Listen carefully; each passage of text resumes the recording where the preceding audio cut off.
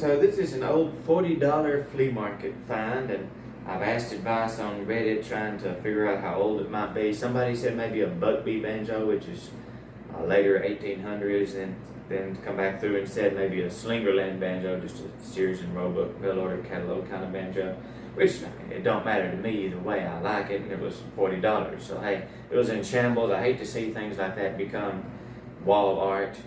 So I took it and polished up all of the metal, took it down to pieces, whatnot. Of course, I don't have all of the parts for the brackets and all of that. I sanded down the fingerboard to the bare wood and just coated it with linseed oil. Of course, I sanded down the peg head on it as well, and the tuning pegs. None of those are original.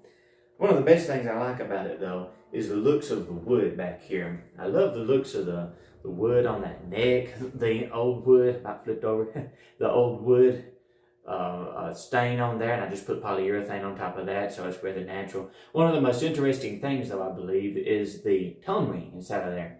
If you can tell, I made a tone ring. You can barely see it. It just looks like metal sitting around the inside of the rim there. That tone ring is made from an old electric stove eye. I took it and bent it into the shape of the top of the rim, and of course I had to grind down the top of the wooden part of the rim to make it fit. But just the bent part of the stove eye into the shape of that and clamped everything down on top of it, basically.